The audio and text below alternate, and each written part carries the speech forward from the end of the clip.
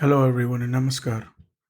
Today's discourse is titled Sambhuti and Mahasambhuti, and it's the eighth discourse in the compilation titled Who is the Real Guru?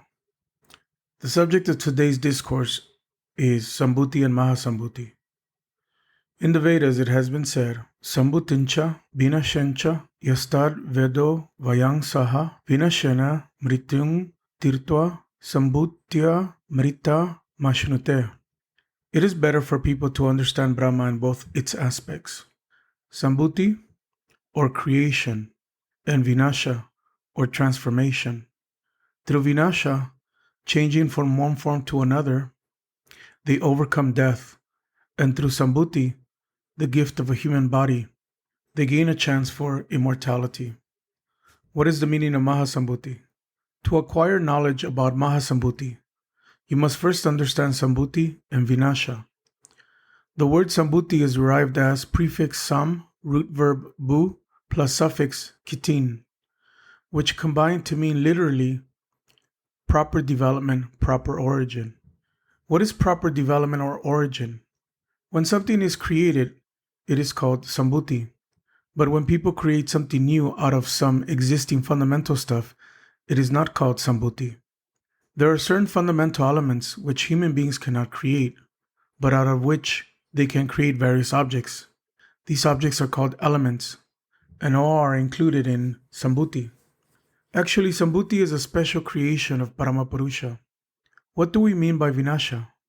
Vinasha is derived as Vi, Nash plus gain. Usually we come across three such words, Nasha, Vinasha, and Pranasha. What we call destruction in ordinary language is called Nasha. When an object is transformed and cannot be brought back to its original form, it is called Vinasha. For example, when a 5-year-old boy grows into a 25-year-old man, it signifies a major change. Where has the growing body of the 5-year-old gone? It has been annihilated. When an object returns to its original source after being annihilated, it is called Pranasha. Pranasha signifies destruction also, but of a different nature. For example, when you prepare puri, unleavened bread puffed by deep frying, out of wheat flour, and then transform it back into wheat flour, this is Pranasha. Let us take another example. Sugar is made from cane juice. If the sugar is transformed back into cane juice, that will be Pranasha. In brief, Sambhuti means an original creation, and Vinasha is the total destruction of an object which cannot be transformed back to its original source. The fundamental stuff of the universe has emerged from Paramapurusha. Hence, all objects, big and small, are the Sambhutis of Paramapurusha. This Sambhuti or creation is divided into various worlds: physical, plant, animal, and human.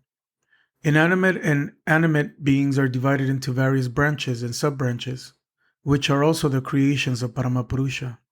In ordinary language, they can also be called avatara. When Paramapurusha is manifested in some physical object, that physical object is called the avatara of Paramapurusha.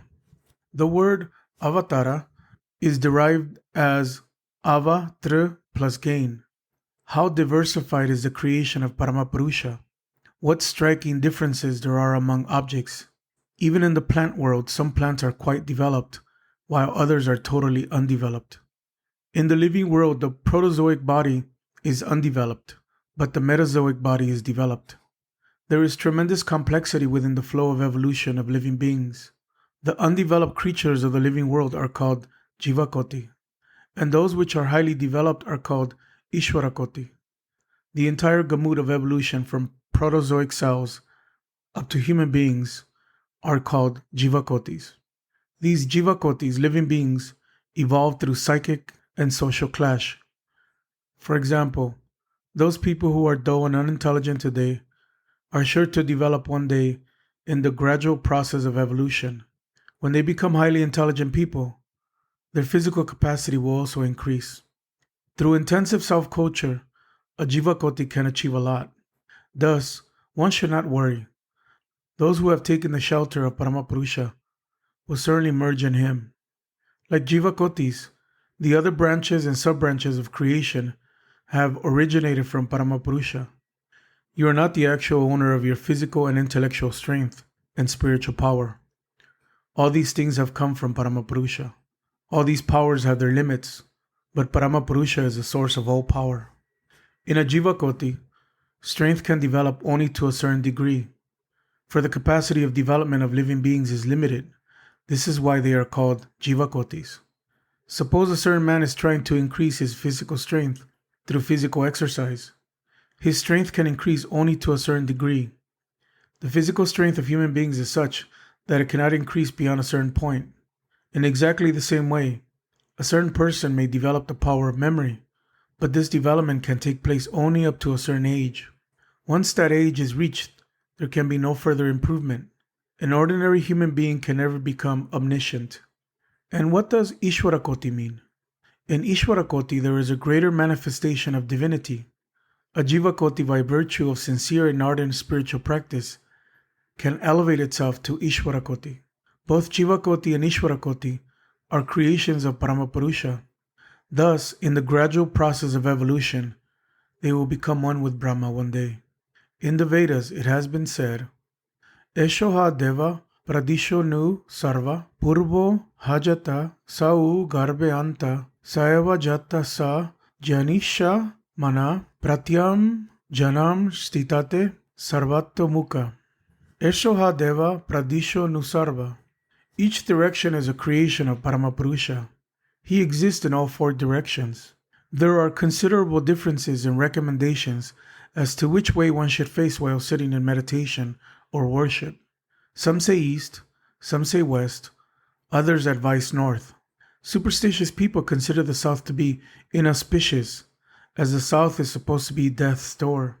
But the Rishi sage says that all the Pradisha, cardinal points, north, south, east, and west, and all the Anudisha, secondary points, northeast, northwest, southeast, southwest, above and below, are the Sambhutis of Paramapurusha. So which way should people face? He pervades in all directions. All are his creations. Thus it is not necessary to face always in one direction. Purva Hajata. Those objects which existed in the distant past were also his creation. For instance, this planet Earth was created after dissociation from the Sun about 8,000 million years ago. At that time, this Earth was only a gaseous substance, but that too was a creation of Paramapurusha. Subsequently, that gas cooled and gradually solidified to form the Earth. This metamorphosis took place around 2,230 million years ago, long before the advent of human beings. Naturally, there was no question of anyone ascribing any name to it. As the Earth gradually cooled, many layers of rock were formed under the crust. Each of these layers is also a creation of Paramapurusha, created by certain temperatures, pressures, and atmospheric conditions. In brief, whatever was created in the past was the Sambhuti of the Supreme Entity. The totality of all the Sambhutis in this universe, all the entities from the mighty sun to the tiny ant, are a part of this universe. All the celestial bodies, living, dying, or dead, all the nebulae, galaxies, and the Milky Way, are members of the same universal family. A galaxy is vast, an ant is tiny, yet both have equal importance in maintaining the balance of the universe. If even an ant dies prematurely, that mishap may disturb the balance of the universe. Nothing in this universe is unimportant, not even a tiny ant.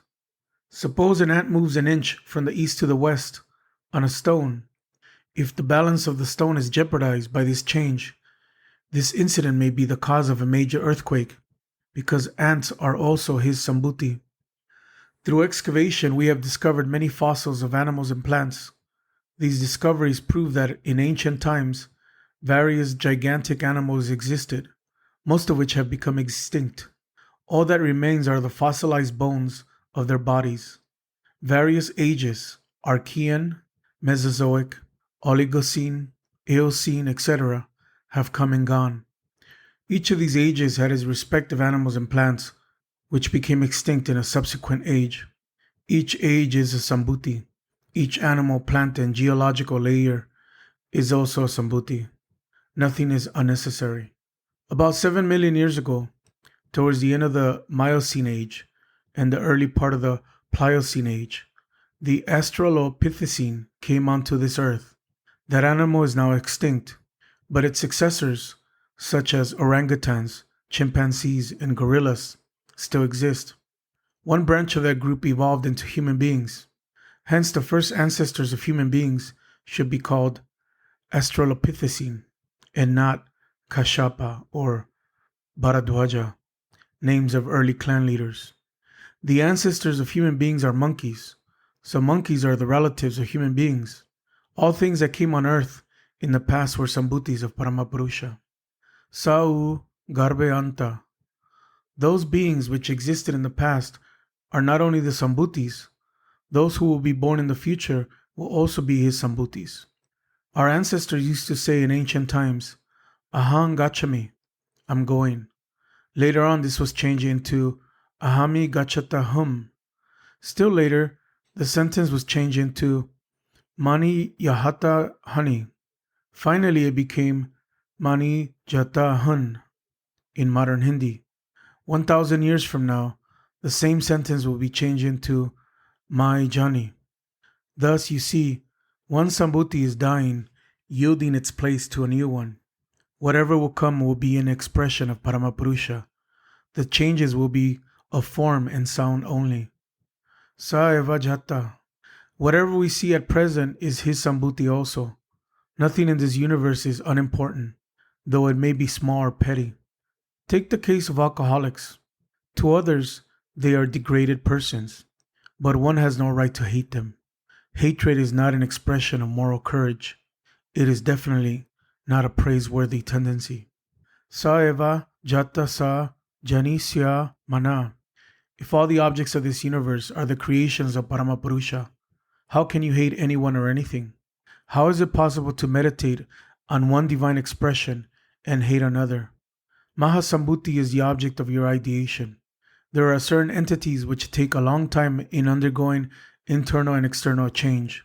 For example, during the Cretaceous age, this earth was populated by gigantic animals which had immense bodies full of fat. The geography of this earth is constantly changing. Where the sea is surrounded by land on 3 sides, it is called a bay. For instance, the Bay of Bengal. The water of a bay is not ruffled by the high waves of the sea. The carcasses of many animals and creatures used to wash into the waters of such bays and accumulated there. This process resulted in the creation of Sargosa seas. The carcasses would form a layer on the surface of the water, so thick that small animals could even walk on it. When this hard crust thickened enough, the result was the Sargosa Sea. Underneath was water, and on the surface people could live and move.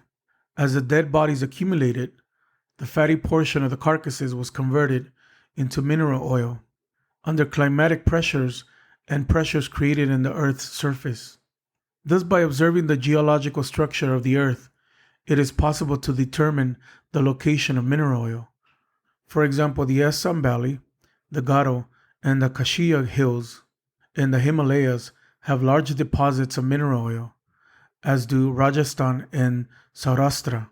It takes a few tens of millions of years for animal fat to be converted into mineral oil. The difference between human beings of 1 million years ago and those of today is immense.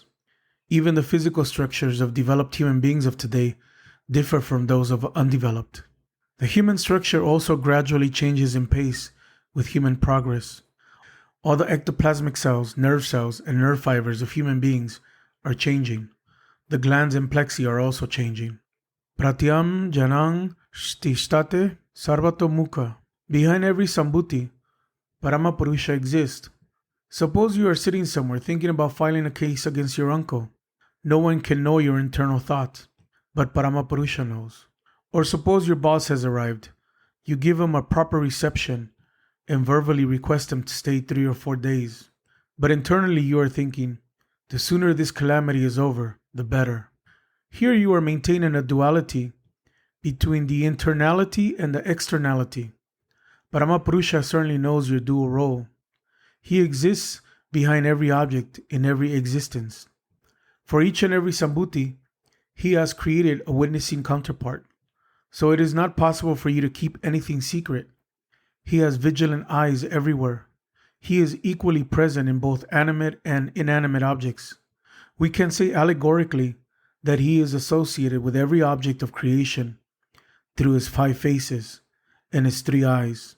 The 3 eyes represent the past, present, and future. It is physically impossible for anyone to have 5 faces.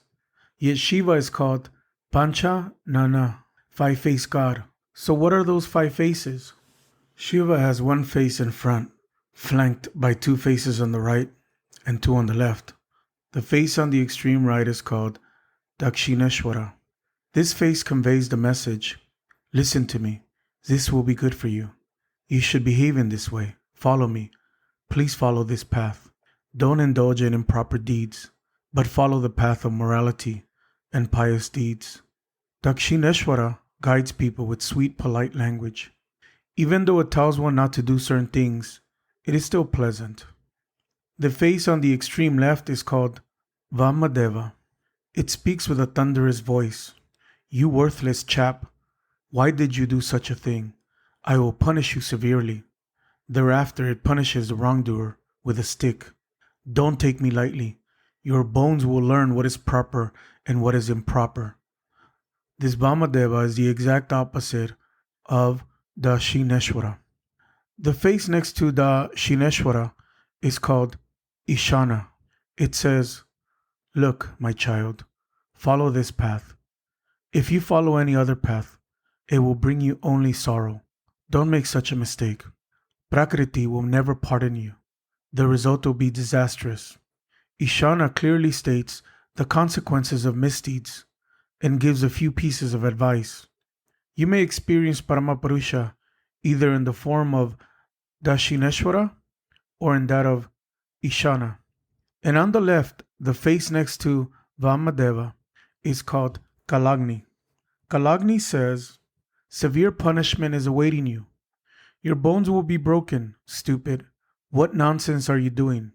In this way, Kalagni scolds and threatens to punish, although it does not actually carry it out. Kalagni tries to rectify wrongdoers by creating fear in them, not by actual punishment. When someone becomes extremely angry, we call him Agni Sharma, red as fire. The face in the middle is called Kalyana Sundaram. This face says, come, dear child, and sit beside me. I hope you are quite well. This is the role of Kalyana Sundaram.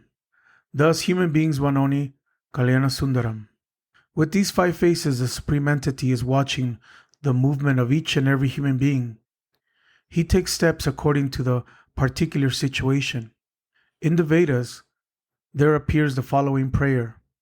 Asato ma sargamaya tamaso ma yotirgamaya mrityor ma mritang gamaya aviravir mayedi rudra yate dakshinang mukam tenamang pahi nityam. O Lord, take me from this ever-changing world to immortality. Lead me from darkness to light, from the world of death to the world of immortality, from the world of despondency to the world of joy. And, O Lord, come and manifest yourself in me. O Rudra, with your Dakshineshwara face on the extreme right, protect me always, make me vigilant, so that I will never make any omission or mistake, and you will never have occasion to scold me. So this is his Shrishti Lila, play of creation, his Sambhuti. Behind each of his Sambhutis, there is a particular wave of energy coming from him. No one is neglected.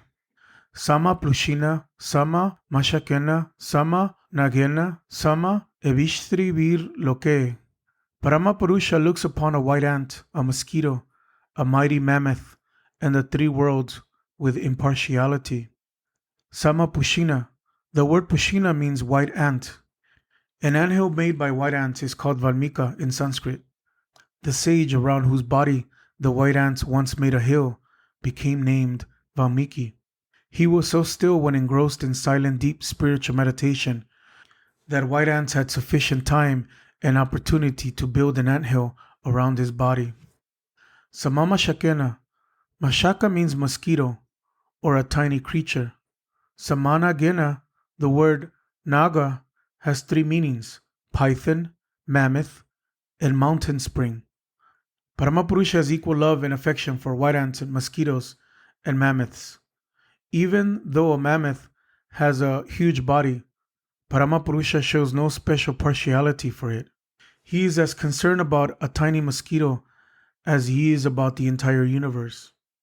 Although this vast universe, along with the so-called heaven and the so-called hell, and this world of mortals, is so complex and vast, Paramapurusha does not devote any extra time to it, nor does he devote any extra time to the tiny ant. Behind every Sambhuti, there functions a particular force assigned by Paramapurusha. According to the scriptures, this force is called Deva. Deva means a special manifestation of divine power, a special effulgence radiated from Paramapurusha. Thus, no entity should be hated, and none is insignificant. Dyotate, kridate, yasma dudyate, dyotate divi, tasma deva iti prokta stuyate sarva devate, yagina valkya. The vibrational manifestations emanating from the supreme nucleus are known as devatas, and these devatas address that supreme nucleus as Deva. He with his powers vibrates the entire universe, makes the entire universe dance, and he by dint of his occult and supra-occult powers brings everything back onto his lap. Sarva Dyota Natmaka Akanda Shide Karasa Shankara. Supreme consciousness exists in the form of an unbroken flow of cognition, the supreme source of all kinds of emanative vibrations. The collection of all vibrations constitutes this universe. The existence and progress of this universe depends on the clash and cohesion of these vibrations. This process brings about some kind of disequilibrium in the Sambhutis at a certain stage. That is, the imbalance in collective life becomes something that cannot be corrected by any one Sambhuti. Let us suppose 5,000 million people live in a particular place. Each of them is a Sambhuti of Paramapurusha. Suppose that with the passage of time, a change in the time factor, they lose their vitality. They become involved in internecine battles, and pessimism strikes deep in their hearts and creates disillusion and disappointment. This pessimism in collective life cannot be solved by one particular Sambhuti. It requires the appearance of a special structure through which the Supreme Entity can fully express himself. This special manifestation is called Mahasambhuti, Great Sambhuti.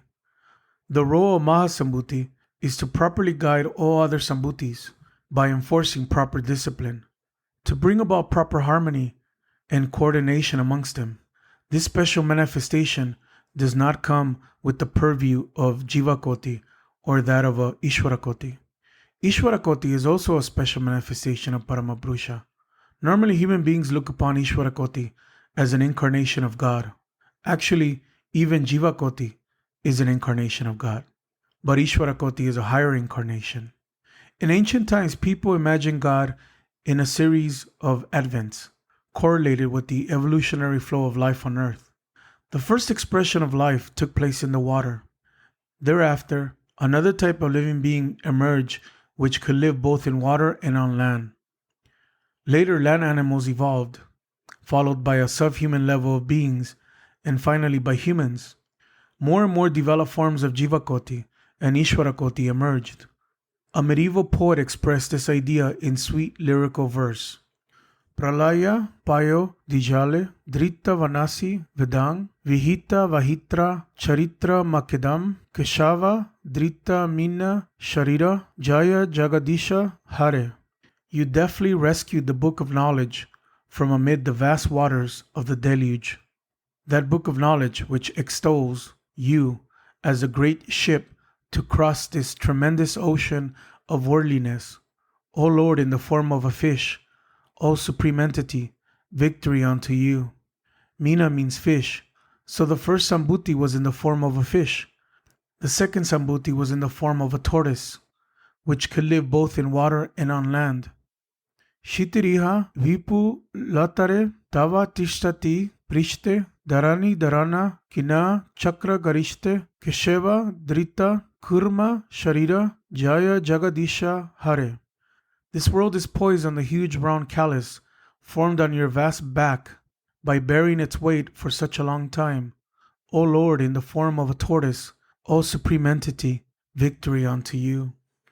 So the second Sambhuti was associated with both land and water, and the third Sambhuti was in the form of a creature which lived only on the land, but which was very undeveloped.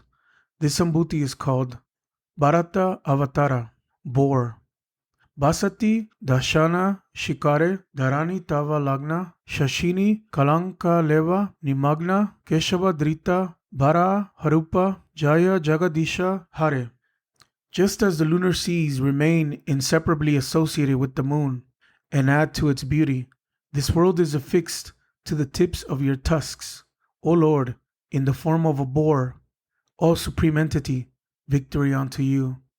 The fourth Sambhuti was in the form of a Narahari, half human and half lion, an intermediate stage between an animal and a human being. Tava Karaka Malavare Naka Madad Bhutash Urungam Dalita Hiranya Kashiputanu Brimgam Keshava Drita Narahari Rupa Jaya Jagadisha Hare. With the sharp claws of your exquisite lotus-like hands, you pierced the body of the demon Hiranya Kashipu and ripped it to pieces. O Lord, in the form of Narahari, O Supreme Entity, victory unto you. Narahari literally means man and animal combined. Then came an undeveloped human, Vamana, dwarf. Chalayasi Vikramane Valmi Ma Dutta Vamana Padanaka Nira Janita Jana Bhavana Keshava Drita Vamana Rupa Jaya Jagadisha Hare. O strange dwarf, earth, heaven, and hell all become hallowed by the sacred water that has washed your feet. You outwitted King Bali when you, a dwarf, took those 3 gigantic steps. O Lord, in the form of a dwarf, O Supreme Entity, victory unto you. Then more developed human beings evolved who were called Brigupati. Katriya Rudira Maya Jagada Pagata Papam Snapayasi Payasi Shamita Bhavata Pam Keshava Drita Brigupati Rupa Jaya Jagadisha Hare. You drenched the world with the blood of the warriors, and thus removed all the sins of the earth, and eradicated the afflictions of the world. O Lord, in the form of Paramapurusha, a Brigupati, O Supreme Entity, victory unto you. In a later age, developed human beings emerged who were not only physically developed, but also mentally evolved. Rama represents these developed human beings. Age after age, this evolution continued. Vitarasi Diku Rane Dikpati Kamaniyang Dasa Mukamauli Baling Ramaniyam Keshava Drita Rama Sharira Jaya Jagadisha Hare. You distributed splendid offerings, the 10 heads of Ravana, and thereby satisfied the desires of the presiding deities of all 10 directions of the world. O Lord, in the form of Rama, O Supreme Entity, victory unto you. Then human beings developed further. They evolved methods of agriculture. They established an orderly family life. They learned how to build houses. Balarama represents these developed human beings.